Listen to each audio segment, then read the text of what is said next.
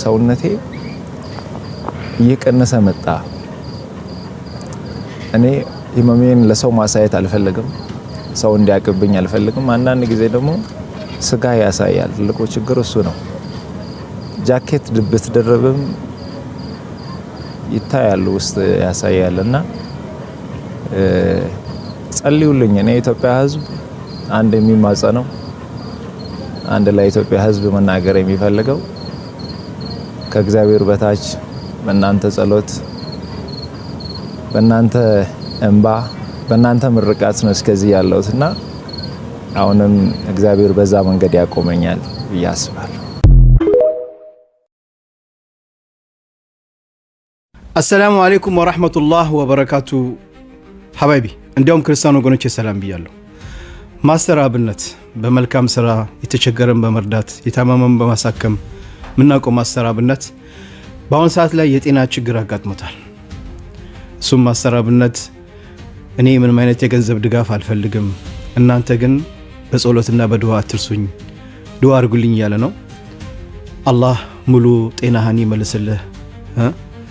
ሁላችሁም ዱዓ አድርጉለት፣ አላህ ጤናውን እንዲመልስለት፣ አላህ ህዳያ ይስጠው፣ አላህ አፊያን ይመልስልህ።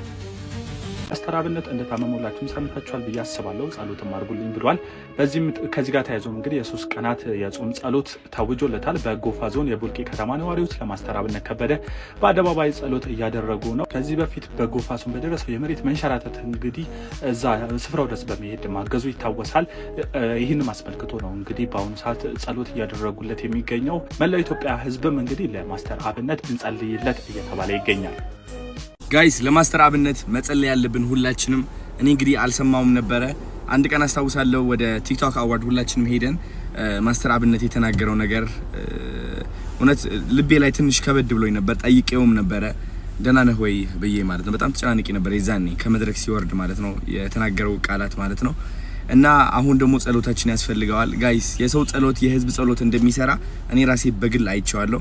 አንድ ሰው ሲጸልይና 1 ሚሊዮን ህዝብ ሲጸልይ እግዚአብሔር ከምታስቡት በላይ ይሰማል፣ በጣም ይሰማልና ለማስተር አብነት እንጸልይለት፣ የሚፈልገውን ነገር እንዲያገኝ፣ መንገዱን እንዲያቃናለት፣ ጤናውን እንዲመልስለት፣ እድሜ እንዲሰጠው። ይህ ወርቅ የሆነ ልዩ የሆነ ሰው እዚህ ምድር ላይ ኖሮ ማለት ነው ከራሱ በላይ ብዙ ሰዎችን እንዲያግዝ ሁላችንም መጸለይ አለብን ማለት ነው። እውነቴን ነው የምላችሁ። እሺ። እና ብዙዎቻችሁ ደግሞ እየተጨናነቃችሁ ያላችሁት ማስተር አብነት እንደነገራችሁም አትጨናነቁ ብላችኋል። because የእናንተ ጭንቀት ምን እያመጣበት ነው መሰላችሁ? እሱም ጭንቀት እያመጣበት ነው። መጨናነቅ የለበትም፣ እንደው መደሰት ነው ያለበት።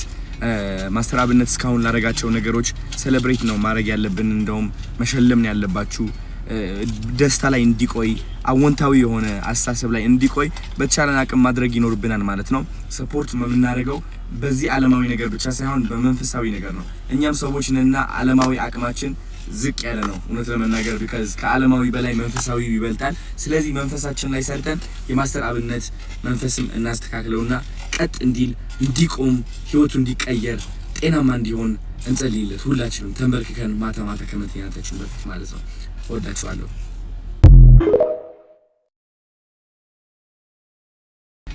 ማስተር አብነት እስካሁን ላረጋቸው ነገሮች ሴሌብሬት ነው ማድረግ ያለብን፣ እንደውም መሸለም ነው ያለባችሁ። ደስታ ላይ እንዲቆይ አወንታዊ የሆነ አስተሳሰብ ላይ እንዲቆይ በተቻለን አቅም ማድረግ ይኖርብናል ማለት ነው። ዓለማዊ በላይ መንፈሳዊ ይበልጣል። ስለዚህ መንፈሳችን ላይ ሰርተን የማስተር አብነት መንፈስም እናስተካክለውና ቀጥ እንዲል እንዲቆም ህይወቱ እንዲቀየር ጤናማ እንዲሆን እንጸልይለት ሁላችንም ተንበርክከን ማታ ማታ ከመተኛታችን በፊት ማለት ነው። ወዳችኋለሁ። እጅግ በጣም ያሳዝናል። በበጎ አድራጎት ስራው የሚታወቀውና በሚሊዮኖች የሚቆጠሩ ተከታዮች ያሉት ማስተር አብነት ከበደም የብዙዎችን እንባ ሲያብስ ከቆየ በኋላ አሁን ራሱ ባልታወቀ ከባድ ህመም እየተሰቃየ መሆኑን ተናገረም። ችግረኞችን ለመርዳት ገንዘብ እያሰባሰበ ዝም ብሎ መቀመጥ እንደማይችል የሚናገረው ማስተር አብነት በቅርቡ ብቻ 30 ሚሊዮን ብር በማሰባሰብ 5 ሰዎችን ለሕክምና ወደ ህንድ መላኩንም ገልጿል። ሆኖም አሁን የያዘው ህመም በምርመራ የማይገኝና ራሱን እያጣና በስለንቦና እየተጎዳ መሆኑን ገልጿል። ሌሎች ሲረዱና ሲጽናኑ ማየት ትልቁ ደስታው እንደሆነ የተናገረው ማስተር አብነት ማንንም ማስጨነቅ ስለማይፈልግ የህመሙን ዝርዝር መናገር አልፈለገም። ይልቁንም የውስጤን በሽታ ፈጣሪ እንደሚያድነኝ ያምናለሁ በማለት የኢትዮጵያ ህዝብ አባቶችና እናቶች እንዲጸልዩለት ተማጽኗል።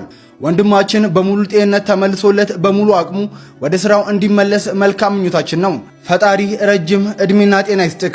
በቅርቡም ተሽሎክ እንደምናይክ ባለሙሉ ተስፋ ነኝ። በጣም አዝናለሁ። በእኔ ምክንያት ይህ ሁሉ ህዝብ እንዲጨነቅ በማድረጌ በጣም በራሴ አፍሬያለሁ። ማንም ሰው ባያቅና ባይሰማ በጣም ደስ ይለኝ ነበር። ያው በአንዴ ወጥቷል። ምንም ማድረግ አልችልም። እረዳለሁ፣ በደንብ ይገበኛል። እንደ ወንድማችሁ አይታችሁኝ በጣም ስለምትወዱኝ እየተጨነቃችሁ እንደሆነ በደንብ ይገበኛል፣ እረዳለሁ። በጣም የምትወዱኝ ከሆነ በጣም ለኔ የምትጨነቁልኝ ከሆነ አሁን የሚላችሁ ነገር እንድታደርጉ በትህትና ነው የሚጠይቃችሁ። ለኔ በዚህ ሰዓት ምንም አይነት የገንዘብ እርዳታ ወይም ድጋፍ አያስፈልገኝም። ለኔ በዚህ ሰዓት የሚያስፈልገኝ አሁንም ደግሜ የምነግራችሁ የኢትዮጵያ እናቶች ጸሎት፣ የኢትዮጵያ አባቶች ጸሎት፣ የወጣቱ ጸሎት፣ ሁሉም በየእምነቱ እንዲጸልይልኝ፣ ሙስሊሞች ዱዓ እንዲያደርጉልኝ ብቻ ነው የሚፈልገው። ከዚህ ውጪ ግን ሌላ ነገር የሚሆን ከሆነ ሌላ ህመም እየታመምኩባችሁ እንደሆነ በደንብ እንድትረዱልኝ እፈልጋለሁ። ከምንም በላይ እግዚአብሔር የናንተን ጸሎት የናንተን ልማና ሰምቶ እኔን እንደሚፈውሰኝ አምናለሁ። ለኔ የሚያስፈልገኝ በዚህ ሰዓት ላይ ይህ ብቻ ነው። ምናልባትም ይህንን አጋጣሚ በመጠቀም በእኔ ስም የተከፈቱ በጣም ብዙ ፌክ አካውንቶች አሉ። ገንዘብ እንዳይሰበሰብ አደራ ማለት እወዳለሁ። ይህንን መልእክቴ ደግሞ ለሁሉም አድርሱ፣ ጸልዩልኝ። ሌላ ምንም እርዳታ አያስፈልገኝም። አመሰግናለሁ።